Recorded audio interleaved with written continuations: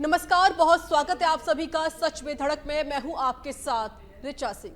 जम्मू कश्मीर में आतंकी हमलों का सिलसिला थमने का नाम नहीं ले रहा है।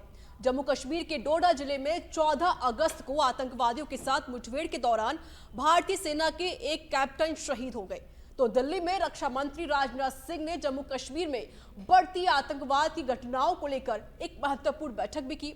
बैठक में एनएसजी अजीत डोभाल, सेना प्रमुख जनरल उपेंद्र द्विवेदी और अन्य शीर्ष सुरक्षा अधिकारीगण मौजूद रहे।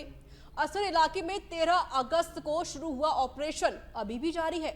मुठभेड़ शुरू होने के बाद भारतीय सेना और जम्मू कश्मीर पुलिस ने तलाशी भी शुरू कर दी है। लोगों की सुरक्षा सुनिश्चित करने के लिए स्वतंत्रता दिवस से पहले पूरे क्षेत्र में सुरक्षा बलों को हाई अलर्ट पर रखा गया है। इससे पहले 10 अगस्त को अनंतनाग में आतंकवादियों के साथ मुठभेड़ में 2 सैनिक और 1 नागरिक शहीद हो गए थे।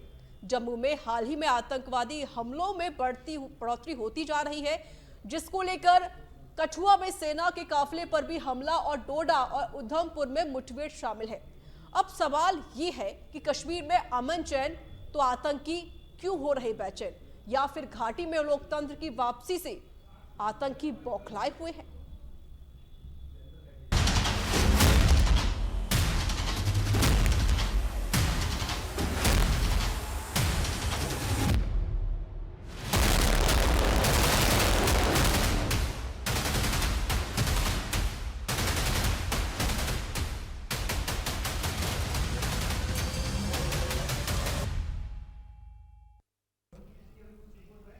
और इसी पर होगी चर्चा। मेरे साथ मेहमान जुड़ चुके हैं, सीधे उनका ही रुख कर लेते हैं। कर्नल राजेश भूकर हैं, डिफेंस एक्सपर्ट। कर्नल जी, आपका स्वागत है सच में धड़क में। इसके साथ ही मेरे साथ जुड़ चुके हैं मेजर जनरल अनुज माथुर, सर आपका भी स्वागत है। इसके अलावा डॉक्टर प्रदीप चतुर्वेदी, कांग्रेस प्रवक्ता, मेरे साथ जुड़ चुके हैं। सर आपका भी स्वागत है सच में धड़क में। मेजर जनरल अनुज माथुर जी, पहले मैं आपका ही रुख करना चाहूंगी। सर, जो आतंकवादी गतिविधियां वो लगातार बढ़ रही हैं। सरकार की तरफ से बहुत सारे दावे भी किए जाते हैं कि हम जो स्ट्राइक हमने की थी पाकिस्तान पर, वो शायद अब सबक नहीं ले पा रहा है। अब क्या लगता है कि जो गतिविधियां लगातार बढ़ रही है, इस पर कैसे कंट्रोल पाया जाए, सरकार क्या काम करे इसको लेकर? ऋचा, पहले तो धन्यवाद और स्वतंत्रता दिवस की पूर्व संध्या पर आपके चैनल के माध्यम से आपके दर्शकों को हार्दिक शुभकामनाएं। अब आपका जो प्रश्न है उसके बारे में मैं आपको बताना चाहता हूं, कुछ बातें बताना चाहता हूं। देखिए, पाकिस्तान को कुछ चीजें समझ में नहीं आ रही। 2019 में जब 370 और 35A हटाया गया, उसके बाद इस तरह वहां पर डेवलपमेंट हुआ है, इस तरह वहां पर अमन चैन की वापसी हुई है कि वहां आप इसका अंदाजा नहीं लगा सकती ऋचा। मैंने स्वयं वहां जाके देखा है। मैं लगभग 18 साल कश्मीर में रहा हूं और मैंने वहां जो स्थिति देखी है, 2022 में गया था, मैं 2023 में भी गया था, और आपको सबको नजर आ रही है। मुझे ये कहने की आवश्यकता नहीं कि क्यों वहां डेवलपमेंट हो रहा है, वहां शांति हो रही है। 2023 से लेकर आज तक एक भी पत्थरबाजी की घटना नहीं हुई है। उसकी वजह बताता हूं। उसकी वजह यह है कि वहां पर घाटी में बहुत जबरदस्त दबाव है टेररिस्ट के ऊपर। काउंटर इन्फिल्ट्रेशन ग्रेड, एक मेरे को समय देना Richa please, counter terror grade और रियर एरिया ग्रेड, वो तीनों ग्रेड अपने आप में बहुत सुदृढ़ तरीके से वहां पर काम कर रहे हैं, जिसकी वजह से वो घाटी में अपना मंसूबा हल नहीं कर पा रहे। तो पाकिस्तान को घाटी में अमन चैन नहीं समझ में आ रहा। पाकिस्तान को लोकसभा के इलेक्शन में 58% मतदान नहीं पच रहा। पाकिस्तान को वहां पर डेवलपमेंट, रेलवे का जाना, ये होना नहीं पच रहा। पाकिस्तान को भारतवर्ष की जो यात्रा है वो सुचारू रूप से चल रही है, वो उनको पच नहीं रहा। और अब सबसे बड़ा जो वो व्यवधान डालना चाहते हैं, वो आने वाले विधानसभा इलेक्शन में वो व्यवधान डालना चाहते हैं। 15 अगस्त है, 15 अगस्त के आसपास वैसे भी उनके ऊपर दबाव होता है कि अपने प्रेजेंस दिखाएं, वहां पर कोई कार्रवाई करें। मैं आपको थोड़ी स्टैटिस्टिक्स देना चाहता हूं, अगर आप मुझे अलाउ करें तो। 2019 में ये घाटी से ये हटने के बाद की स्टैटिस्टिक्स है। 370, 28 टेररिस्ट मारे गए, 4 हमारे शहीद हुए। 2020 में 232 टेररिस्ट, 56 हमारे। 2021 में 193 टेररिस्ट, 45 हमारे। 193 में 22 में 193 और 30, 23 में 1 मिनट 87 और 33, और इस साल 34 टेररिस्ट मारे गए हैं और 18 हमारे। तो ये कहना कि अचानक से बहुत जबरदस्त वहां पर बढ़ोतरी हो गई है टेररिस्ट एक्टिविटीज में, ये मैं नहीं मानता। एक भी जो हमारे जवान की जान जाती है मेरे लिए वो बहुत प्रेशियस है और उसमें हमें कोई संशय नहीं होना चाहिए, क्योंकि हम अपने जवानों की लाइफ नहीं लूज कर सकते। लेकिन इसकी 2-3 वजह है। वजह यह है कि जब से गलवान हुआ 2020 में, तो जम्मू रीजन से, जो कि 10 वर्षों से पूरी तरह लगभग शांत था, डोरमेंट हो चुका था, जम्मू रीजन से कुछ ट्रूप्स को उठा करके उनको रिलोकेट किया गया गलवान में चीन के खिलाफ।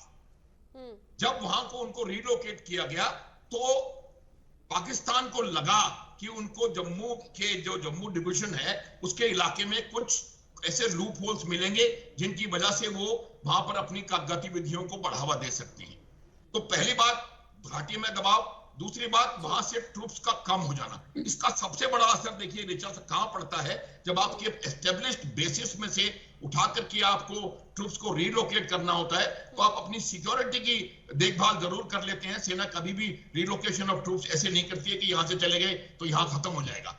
लेकिन उससे क्या होता है कि जो आपका वेल एस्टेब्लिश्ड ह्यूमन इंटेलिजेंस का नेटवर्क है, जो गांव में हरकत होती थी, कोई भी अनयूजुअल तुरंत वो आके पता पड़ता था, उसमें कहीं ना कहीं थोड़ी बहुत कमी आई है। ह्यूमन इंटेलिजेंस जो है जिस प्रकार से जिस लेवल की हमको मिलनी चाहिए थी वो उस लेवल की इंटेलिजेंस हमको नहीं मिल रही है। दूसरी बात ये हुई है कि जो इंटरनेशनल बॉर्डर वाला इलाका है, जहां बॉर्डर है, वहां से वो इन्फिल्ट्रेशन करने में कामयाब रहे हैं कुछ लोग। और ये जो जिस प्रकार से ये मॉडस ऑपरेंडाई है इनका रिचा, और जिस प्रकार से ये लोग काम कर रहे हैं, ये डेफिनेटली उनके या तो पूर्व सैनिक हैं या करंट सैनिक हैं, और ये यहाँ पर आकर के इस प्रकार की हरकत कर रहे हैं।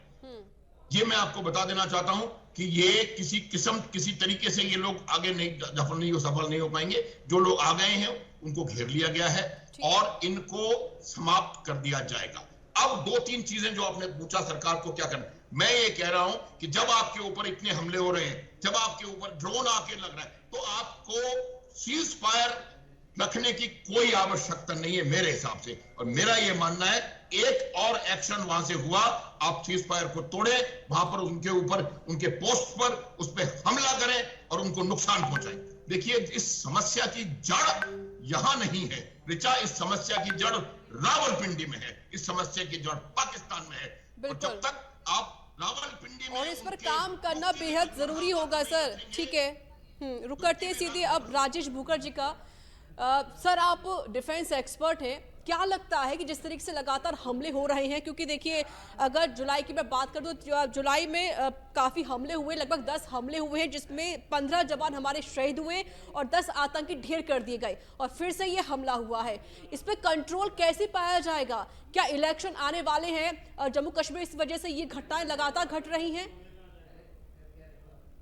ऋचा जी, ऐसा है कि ये जो लड़ाई है टेररिज्म की, जो कश्मीर में हम पिछले कई सालों से लड़ रहे हैं, इसके 3 मुख्य बेस होते हैं। एक है इंटेलिजेंस नेटवर्क, दूसरा है वहां का लोकल सपोर्ट या इंफ्रास्ट्रक्चर जो गांव के लोगों से आपको समर्थन मिलता है, और तीसरा है कि आपकी physical grid, means it is a battle, presence of man can not be compromised. तो जैसे जनरल माथुर ने बोला कि आपने जैसे आज से 20 साल पहले जम्मू रीजन बहुत एक्टिव था, जैसे आपने वहां से थोड़ा सा लोगों को कम किया तो आपका तीसरा पॉइंट कमजोर हुआ, और उस गैप को भरने के लिए इनकी एक्टिविटीज यहाँ पे पड़ी। सेकंड पॉइंट है, देख 370 ने वैली के अंदर काफी डेवलपमेंट, काफी प्रोग्रेस करी। मैं भी वैली में गया हूँ 370 हटने के बाद में। वहां पे लोगों को कॉमर्शियल अपना पेट भरने से मतलब है जी। उनको इस मुद्दे से, कॉमन आदमी को कोई मतलब नहीं है कि पाकिस्तान क्या करता है, ये क्या करते हैं, उन्हें तो अपना रोजी रोटी चाहिए। तो जब 370 के बाद में वहां पे एक्टिविटीज बढ़ी तो लोगों का प्रेशर और सपोर्ट कम हो गया। अब अचानक से, जैसे उन्होंने तीसरा पॉइंट दिया कि intelligence network, now intelligence network हमारी है, बट क्या होता है जब भी ये डिस्टर्ब होती है तो कहीं न कहीं हमारी कमजोरियां उसके अंदर आती हैं। एक कंटिन्यूटी, इंटेलिजेंस कोई आज का या कल का या परसों का नहीं होता, ये कई सालों की एक कंटिन्यूड प्रक्रिया है। इसको आप कैरी फॉरवर्ड नहीं करेंगे तो आपका इंटेलिजेंस नेटवर्क इतना बढ़िया नहीं रह पाएगा और आपको कहीं इसका खामियाजा भुगतना पड़ेगा। सेकंड पॉइंट जो सीज फायर का बोला वो बहुत जरूरी है। क्योंकि सीज फायर की वजह से आज पाकिस्तान के पास LOC शांत होने से उधर की तरफ जितने भी टेररिस्ट के ट्रेनिंग कैंप थे वो सारे के सारे रीएक्टिवेट हो चुके हैं, और उनको पता है कि इनको रीएक्टिवेट करके वैली में सपोर्ट नहीं मिल रहा है, तो कम से कम इसको नीचे भेजकर और किसी भी तरीके से डिस्टर्बेंस क्रिएट किए जाए। तो आपको मेरे ख्याल से ये इंटेलिजेंस नेटवर्क की कंटिन्यूटी, फिजिकल प्रेजेंस ऑफ इसमें मैं नहीं कहता सिर्फ आर्मी, BSF, CRPF, आप जिसकी भी एक कंटिन्यूस ग्रिड बनाते हैं, ग्रिड की एडिक्वेट मैन पावर की प्रेजेंस तो आपको रखनी ही पड़ेगी। अगर आप कहीं भी उसको वैक्यूम देंगे तो वो उसको फिल करने के लिए वहां पे एक्टिविटीज बढ़ेंगी, और आप उसको अचानक लगेगा कि साहब ये एक्टिविटीज बढ़ गई है, एक्टिविटीज बढ़ती नहीं है, वो एक जगह दिखना शुरू हो जाती है। ठीक है। कश्मीर में कमजोर पड़ गए तो जम्मू में हावी हो गए, जब यहाँ पे वापस प्रेशर आएगा उनका कहीं कहीं और शिफ्टिंग हो जाएगी। तो लॉन्ग टर्म में हमारे को local support, local development, local लोगों, बिल्कुल सही कहा आपने राजेश मुखर्जी कि लोकल सपोर्ट बहुत ज़्यादा ज़रूरी है, क्योंकि वहाँ के लोकल लोग ही कहीं ना कहीं कुछ सूचनाएं उनको देते भी हैं। डॉक्टर प्रदीप चतुर्वेदी जी, क्या कहेंगे आप इसको लेकर, जिस तरीके से लगातार घटनाएं घट रही हैं, आतंकी हमले हो रहे हैं जम्मू कश्मीर में? देखिए, जब मैंने दोनों वक्ताओं की बात सुनी है, दोनों एक्सपर्ट हैं, मुझे एक बात समझ नहीं आती है कि दोनों ही ने कहा है कि पाकिस्तान का जो नेटवर्क है वो ज्यादा इफेक्टिव है बनिस्बत हमारी सेनाओं के। अब सवाल ये है कि जिस तरह की बात दोनों सेना कर रहे हैं कि साहब हमारा इंटेलिजेंस फेलियर है, अगर इंटेलिजेंस फेलियर तो क्या हमारी सरकार की ये इच्छा शक्ति नहीं है कि हम सरकार की इच्छा शक्ति के अनुसार इंटेलिजेंस मजबूत करें? आप देखिए कि जब भी चुनाव होते हैं, लोकसभा के चुनाव पूर्व भी वहां पर ये आतंकी घटनाएं हुई थी, सेना के जवानों की शहादत गई थी। तो चुनाव के समय या बरसात के मौसम में जब वहां पर नदियां उफान पर होती हैं, जो पाकिस्तान से नदियां आती हैं उनके साथ इन्फिल्ट्रेशन भी आते हैं, वो भी आते हैं, क्योंकि जब उस समय सेना की मजबूरियां होती हैं, क्योंकि पानी और नदियों में बहाव होता है, उस समय हमारा रक्षण कमजोर होता है और ये उसी का लाभ उठाकर आते हैं। ये कोई नई बात नहीं है जी। 2014 से मोदी जी सरकार चला रहे हैं, उन्होंने, मोदी जी ने अपनी इच्छा शक्ति को मजबूत न करते हुए सेना को संबल बनाने का प्रयास नहीं किया है। हम हर बार इस इंटेलिजेंस की चूक से हमारे जवानों की शहादत हुई है। सिर्फ सेना के मनोबल में कमी नहीं है, सेना के उत्साह में कमी नहीं है, लेकिन सेना के साथ जो पॉलिटिकल इच्छा शक्ति चाहिए और जिस तरह से सेना का उपयोग देश में ये सरकार सिविल जो मामले हैं जिनमें स्टेट्स में दंगे हो रहे हैं या वहां उपद्रव हो रहे हैं, उसका उपयोग सेना का अधिकतर करने जा रही है। सेना का उपयोग राष्ट्र की रक्षा के लिए होता है, लेकिन आपने देश में जो माहौल, सांप्रदायिक माहौल खड़ा किया, आपने राजनीतिक माहौल खड़ा किया, उसमें आपने सेना का अधिकांश इस्तेमाल राज्यों की सुख शांति के लिए किया है।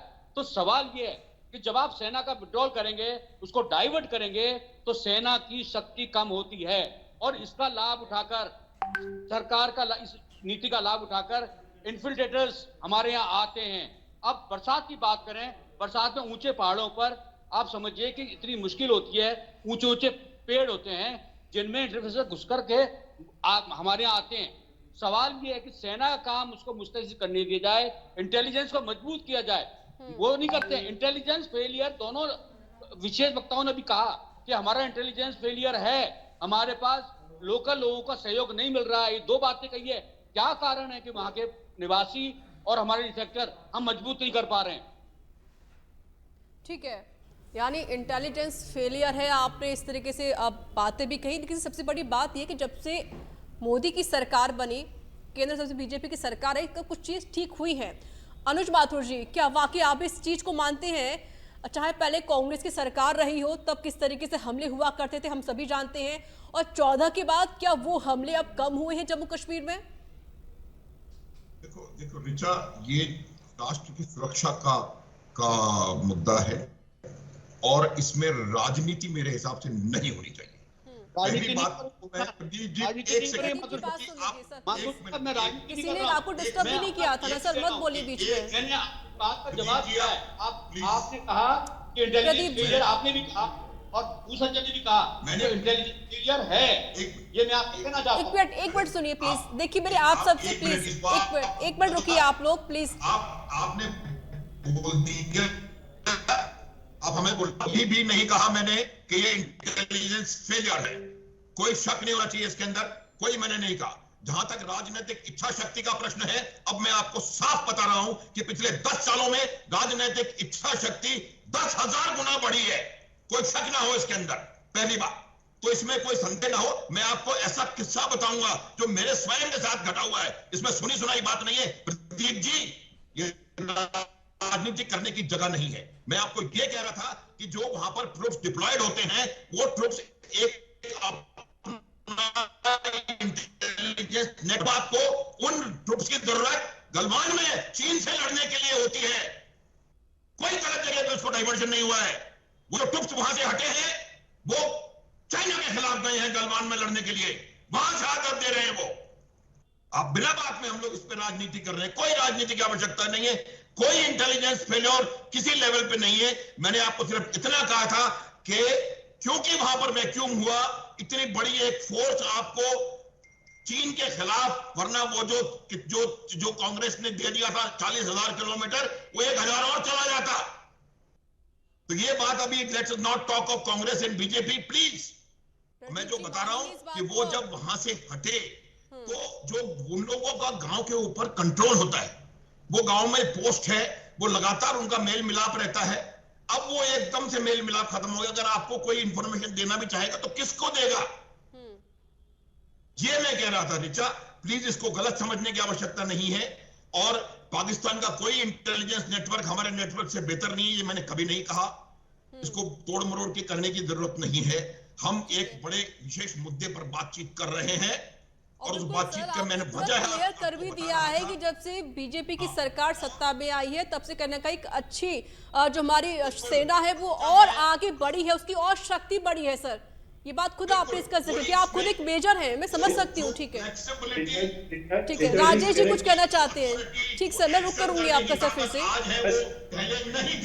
ठीक है, राजेश जी कुछ कहना चाहते हैं? जी सर बोलिए। गवर्नमेंट कांग्रेस की थी चाहे बीजेपी की थी, सेना के साथ में दोनों ने ही बराबर उसको मान और सम्मान दिया और उनको काम करने दिया गया है। तो ये कहना कि बीजेपी आगे तो बहुत बढ़िया हो गया, कांग्रेस आगे तो खराब था, मैं नहीं मानता। मैं ना बीजेपी के पक्ष में ना कांग्रेस, ये मुद्दा ही दूसरा है। ये मुद्दा ये है कि सर आपको वहां जमीन देखनी पड़ेगी, ये आतंकवादी घटनाएं होंगी, वहां का जो स्ट्रक्चर है, वहां की जो ज्योग्राफी है, वहां की जो हालात है, उसके अंदर आपको इन्फिल्ट्रेशन रोक पाना मुश्किल ही बहुत नामुमकिन है। दुनिया में आप किसी भी आतंकवादी घटनाओं में, जो देश में आतंकवादी घटनाएं हो रही हैं, जहां जहां इंसर्जेंसी हो रही है, आई थिंक जम्मू कश्मीर सबसे वर्स्ट इलाका माना जा सकता है। तो ये कहना कि साहब कांग्रेस की गवर्नमेंट थी, बीजेपी गवर्नमेंट थी, ये चीजें बेमानी है। असलियत ये है कि आपको एक नेशनल और स्ट्रेटजी बनानी पड़ेगी अगर आपको लॉन्ग टर्म में डील करना चाहते हैं, जो हमारे पास में फिलहाल नहीं है। क्योंकि हम इसको क्या होता है कि जैसे यहाँ प्रेशर आया, हमने वहां पे ट्रूप्स ले आए, जब वहां से सेना हटाएगी तो क्यों नहीं बीएसएफ और सीआरपीएफ को उस वैक्यूम को फिल करने दिया गया? सवाल ये है मैडम। और इंटेलिजेंस फेलियर नहीं है, इंटेलिजेंस की कमजोरी होना और फेलियर में फर्क है। तो क्या होता है कि इंटेलिजेंस एक बहुत लंबा प्रोसीजर है, क्योंकि कांग्रेस ने इस तरीके से बातें कही है।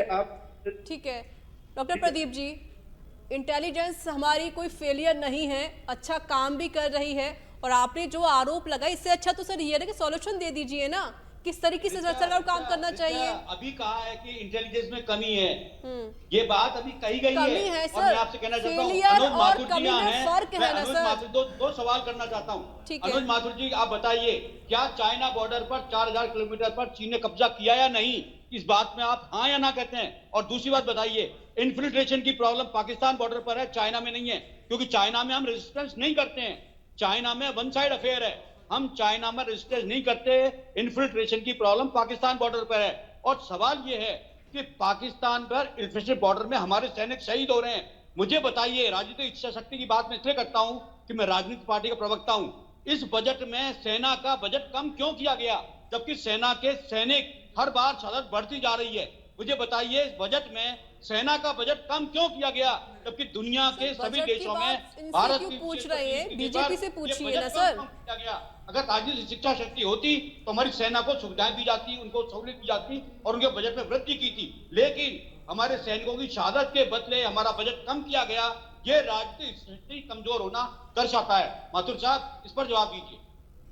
आप देखिए, पहली बात तो ये डिस्कशन हमारा पाकिस्तान में है, मैं फिर भी आपने चीन पे एक प्रश्न किया, उसका मैं जवाब दे दूंगा। आपने चीन की बात आपने कही है, मैंने इसलिए करी, मैंने इन्फिल्ट्रेशन की प्रॉब्लम पाकिस्तान बॉर्डर पर है, चाइना बॉर्डर पर नहीं है। देखिए, इन्फिल्ट्रेशन की बात नहीं हो रही है प्रदीप जी, प्लीज। इन्फिल्ट्रेशन, ये जो शहादत हो रही है इन्फिल्ट्रेशन से हो रही है। एक सेकंड, शहादत कोई नई चीज नहीं हुई है।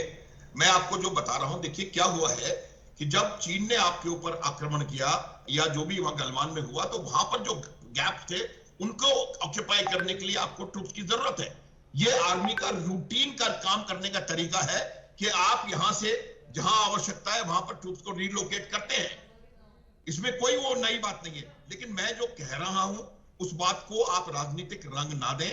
वो मैं बात ये कह रहा हूं कि जो आपका लंबे समय से नो माथुर साहब, प्लीज मैंने आपसे कहा मैं राजनीतिक पार्टी का प्रवक्ता हूं, मैं राजनीतिक बात ही करूंगा।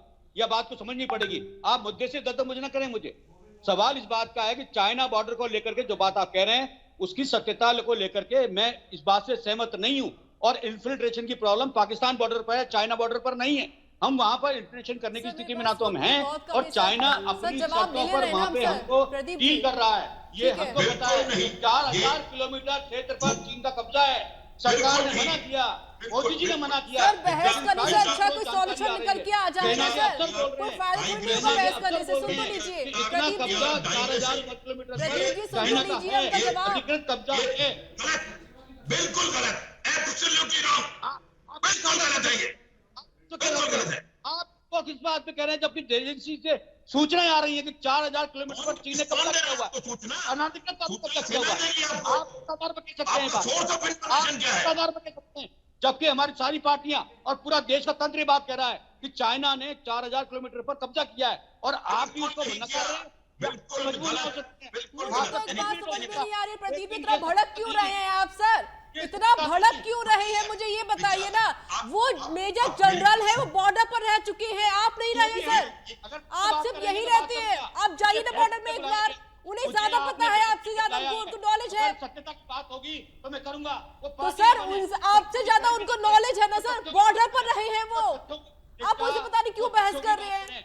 अगर वो तथ्यों की बात करेंगे मैं उसका जवाब सर तथ्यों पर तो बात कर रहे हैं, आप सुन कहाँ रहे हैं सर? आप सुन भी तो नहीं रहे ना, वो तथ्यों पर ही बात कर रहे हैं, आप सुन नहीं रहे हैं सर। नहीं प्रदीप जी, ये बात गलत है ना। अगर आप कहते तो कोई नहीं बोलता, अगर वो जवाब दे तो सुनिए आराम से। मैं राजनीतिक प्रवक्ता हूं। और थोड़ी सर, नहीं सर, थोड़ी इज्जत भी कीजिए सर, थोड़ी इज्जत कीजिए ना। वो मेजर जनरल है सर, मेजर जनरल है सर, वो थोड़ी इज्जत कीजिए, ऐसे नहीं चलेगा ना। ठीक है अनुज माथुर जी, सर प्लीज 10 सेकंड है सर मेरे पास।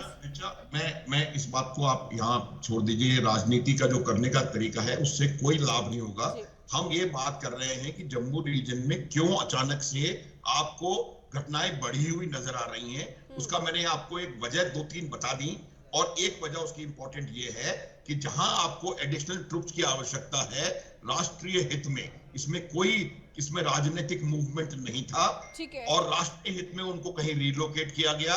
उसकी वजह से यहाँ पर ट्रूप डेंसिटी में कमी हुई, और वो ट्रूप डेंसिटी में जो कमी हुई उसकी वजह से जो ह्यूमन इंटेलिजेंस नेटवर्क है वो कुछ समय के लिए कहीं ना कहीं उसमें कुछ कमी आई। ह्यूमन इंटेलिजेंस नेटवर्क उससे पाकिस्तान का कोई लेना देना नहीं है। तो जो आपकी मुखर्जी, ठीक है सर, माफी के साथ रोकना चाहूंगी सर, समय की बहुत कमी है मेरे पास, माफी के साथ रोकना चाहूंगी मैं आपको। राजेश मुखर्जी 10 सेकंड है आपके पास। जो कमियां बताई हैं अनुज माथुर जी ने, तो क्या उस पर सरकार को काम करना चाहिए, या जो कमी अभी भी हमारी सेना में दिखाई दे रही हो या किसी चीज को भी लेकर, तो इस पर काम होना चाहिए ताकि ये आतंकवादी गतिविधियां रुक सके?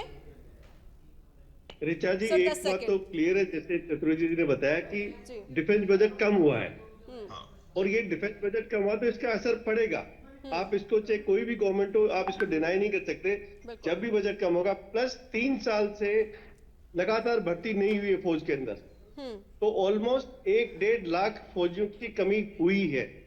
आपको कहीं न कहीं इसका तरीका निकालना पड़ेगा। आपको बीएसएफ, सीआरपीएफ और बाकी फोर्सेस को इंटीग्रेट करके उस वैक्यूम को भरना पड़ेगा, क्योंकि आप फौज अपना काम प्रोफेशनली करती है, इसमें कोई डाउट नहीं है, उसको मौका दिया जाता है, इसमें भी कोई डाउट नहीं है। लेकिन जब तक आप इस पूरे सोर्सेज को इंटीग्रेट करके और लोकल सपोर्ट को बढ़ाओगे नहीं, तब तक इसका सॉल्यूशन होना बहुत मुश्किल है। चलिए, बहुत बहुत शुक्रिया आप सभी का मेरे साथ जुड़ने के लिए और अपना कीमती वक्त मुझे यहाँ पर देने के लिए।